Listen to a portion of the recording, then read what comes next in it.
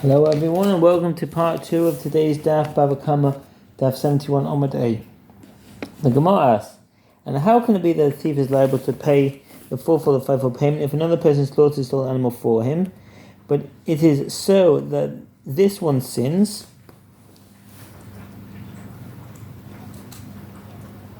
There exists a principle that no agency for transgression, i.e. one is not held criminally responsible for transgression that an agent or anyone else commits on his behalf. The agent is held liable, and that one becomes liable. The Gemara provides several reasons why, in the case of fourfold or fivefold payment, it is possible for the thief to be liable for another's actions.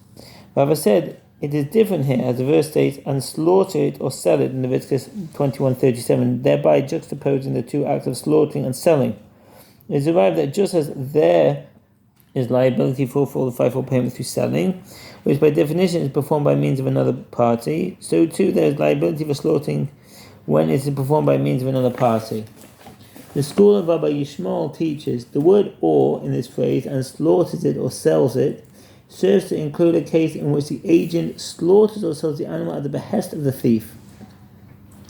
If a thief appointed an agent to sell or slaughter a stolen animal, the thief is obligated to pay the fourfold or fivefold payment. Well, that's from the Rambam Sefer Nezikin, Hilchot Geneva 210, Tor Choshen Mishpat 350. The school of Chizkiah teaches the separate word for tahat in the phrase "he shall pay 5 oxen for an ox and 4 sheep for sheep," which could have been avoided by using the mere prefix of the letter bet, serves to include a case in which the agent slaughters the animal on the behalf of the thief. Mazuta objects to this explanation of the Breita. Is there anything with regard to which one performs it himself, he is not liable, and if his agent performs it on his behalf, one is liable? How is it possible for an agent to have more power than the one who appointed him? Can it be that if the thief himself slaughtered the animal on Shabbat, he would be exempt, whereas if he had slaughtered it by another, he is liable? Rav Ashi said to him, there in the case of a thief who slaughtered a stolen animal on Shabbat, it is not because he is not liable that he did not pay the fourfold or fivefold payment, rather he is liable because he is excused from payment because he received the greater of the two punishments. Rav Ashi holds that the halacha principle that one receives the greater punishment exempt from the monetary payment does not actually remove the monetary obligation from the offending party. Rather, it merely prevents the court from enforcing payment, because it is empowered to impose only one punishment on a person for any given act. If a case arises in which the offending party has not incurred the death penalty, as in the Gemara here, and where the thief agent commits the transgression, then since the obligation to pay is enforced upon the thief, execution for desecrating Shabbat. When he appoints an agent, he has no liability for desecrating Shabbat, and therefore he pays for the slaughter. The Gemara asks, but if the Breita is speaking about a thief who slaughtered through the agency of another person, what is the reason of the rabbis who exempts the thief from payment? The thief did not himself do any act for which he is liable to receive the death penalty. The sages say in explanation, who are these rabbis of the Breita? It is Rabbi Shimon who said, the legal state of an act of slaughtering that is not fit. So what's the footnote? If one slaughters an animal Shabbat or Yom Kippur, the slaughter is valid and the meat may be eaten, even though the slaughter on Shabbat entails a capital offense, and slaughter on Yom Kippur is punishable by lashes and karet. This is the halacha even if he has desecrated these holy days deliberately and in public. Although meat of an animal slaughtered by a public, let me say that again. I'm recording a video at the moment. Even though slaughter on Shabbat, stop it, entails a capital offense, and slaughter on Yom Kippur is punishable by lashes and karet, this is the halacha even if he has desecrated his holy days deliberately and in public. Although meat of an animal slaughtered by a public Shabbat desecrator may not be eaten, this individual is characterized as a public Shabbat desecrator only after the act of slaughter. Rambam Sefer Kedusha, Hilchot Shemitah 129, Shulchan Aruch Yodeh 11:2, and Tats and the Shach there.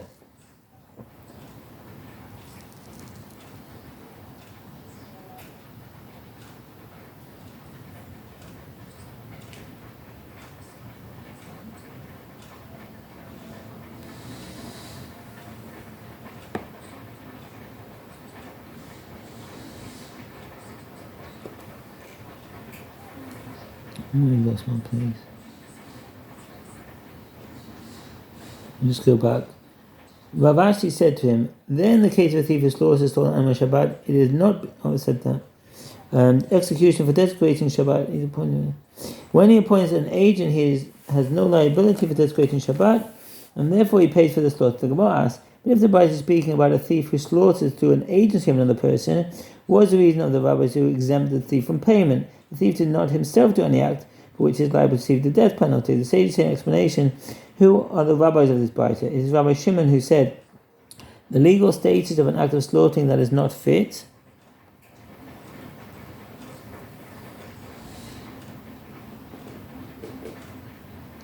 for accomplishing its full ritual purpose is not considered an act of slaughter. Since slaughtering on Shabbat or slaughtering for idolatry purposes does not render the meat fit for consumption. Rabbi Shimon rules that there is no liability for fourfold or fivefold payment. The sages say, questioning this explanation, granted, slaughtering for idol worship and slaughtering an ox that is sentenced to be stoned are cases of slaughter that is not fit.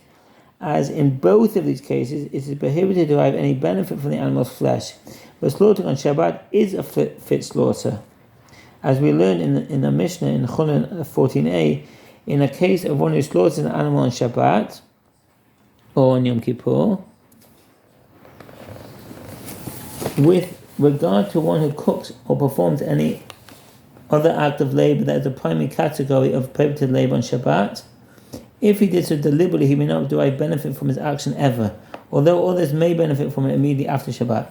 If he desecrates Shabbat unwittingly, he may derive benefit from the action after Shabbat. The halacha is in accordance with the opinion of Rabbi Yehuda. Some authorities rule in accordance with the opinion of Rabbi Meir, but after Shabbat, even if the one who performed the act of labor may derive benefit from permitted labor performed unwittingly on Shabbat, while others may derive benefit even on Shabbat, see Tosfot. This lenient opinion with regard to unwitting violation may be followed in exigent circumstances. I'm going to say from the Zemanim Hilchot Shabbat 623, Shulchan Aruch Chaim 381, the Mishnah Berurah there citing the Gemara.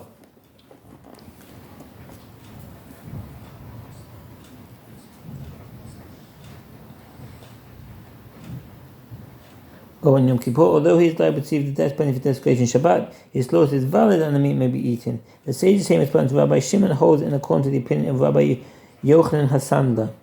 Who's that? A disciple of Rabbi Akiva. Rabbi Yochanan Hasandla was a great grandson of Hillel the elder. During the period when Hadrian persecuted the Jewish community in Eretz Yisrael, Rabbi Yochanan Hasandla fled with the intention of going to Babylonia to study under Rabbi Yehuda ben Betera. When he reached Sidon, he found that he could not bear to leave Eretz Yisrael and he returned there. Who disagreed with the Mishnah and prohibits eating the meat of an animal slaughtered on Shabbat. As we learned in the Mishnah in Terumat 2:3, in the case of one who cooks food on Shabbat, we've said that point. If he acted unwittingly, he may eat the food, but if he acted intentionally, he may not eat it. This is the statement of Rabbi Meir. Rabbi Yehuda, the commentators present the opinions of the sages in simplified form. The status of food cooked intentionally on Shabbat, according to Rabbi Meir, is equivalent to the status of food cooked unwittingly, according to Rabbi Yehuda, while food cooked intentionally on Shabbat, according to Rabbi Yehuda, is equivalent to food cooked unwittingly, according to Rabbi Yochanan Hasandla. See the Rashba.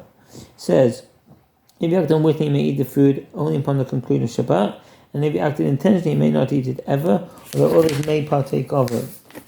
Rabbi Yochanan Hasandla says, if you cook food unwittingly, it may be eaten upon the conclusion of Shabbat by others only, but not by him. If he acted intentionally, it may not be eaten ever, either by him nor by others. Slaughter, like cooking, is a desecration of Shabbat and entails a death penalty.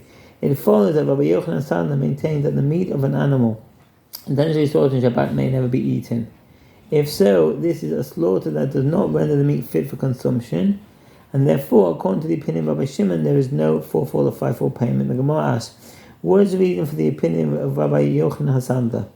The Gemara explains, this is as Rabbi Chia taught at the entrance to the house of the Nasi. What does that mean? Pitcha devei Nasiya. Entrance to the house of the Nasi. It was a custom of the Amoraim of Eretz Yisrael to use the house of the Nasi as a base for imparting significant Torah rulings to the masses. It is written, and you shall observe Shabbat, for it is holy, kodesh to you.